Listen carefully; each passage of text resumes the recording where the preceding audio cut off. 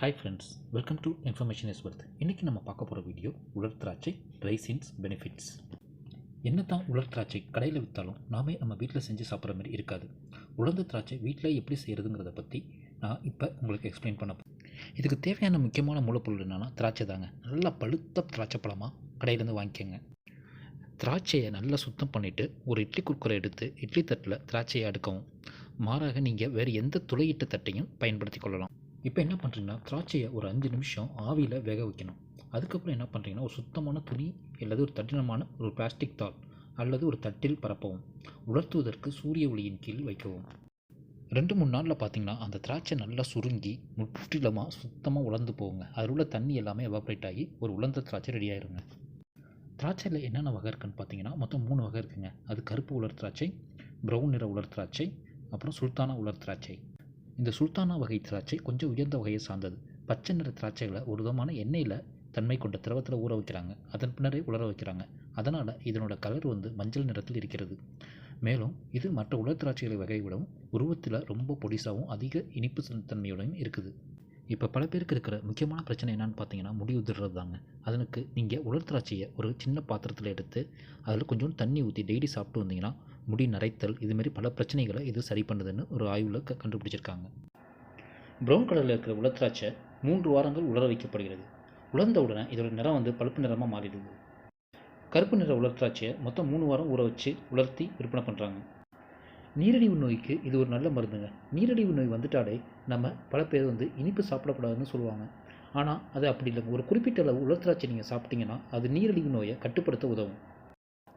உலர் திராட்சை உங்கள் அழகு அதிகரிக்க உதவி செய்யுங்க. ஒரு ஆய்வுப்படி திராட்சை மற்றும் திராட்சை சார்ந்த தயாரிப்புகள் வேதியியல் பாதுகாப்புகள் உள்ளன.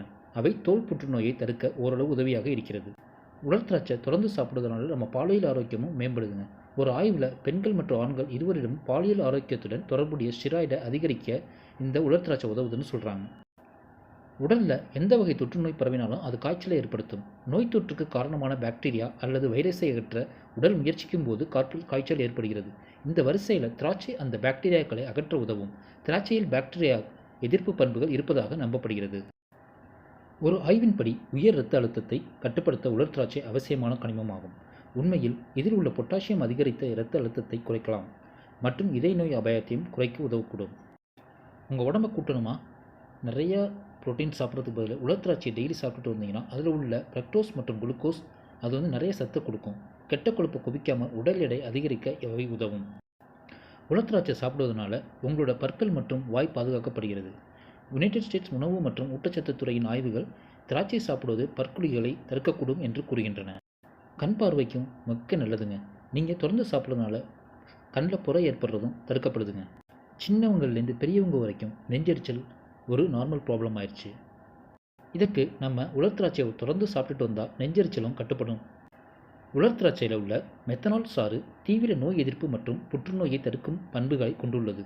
இது பெருங்குடல் புற்றுநோயை தடுக்க ஓரளவுக்கு உதவக்கூடும்.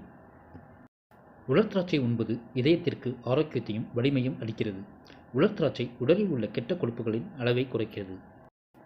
உடலில் இரும்பு சத்து குறைபாடுகள் மூலம் அனிமியா ஏற்படுகிறது.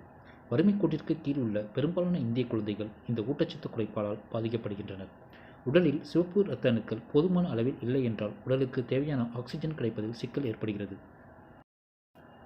உலர் திராட்சை இங்கே தான் உடலுக்கு உதவி செய்கிறது. திராட்சை இரும்பு சத்து அதிகம் கொண்ட ஒரு பழ வகை. தேங்க்ஸ் ஃபார் வாட்சிங் friends. If you like our channel, subscribe, share and ring the bell. நன்றி. மீண்டும் வருக.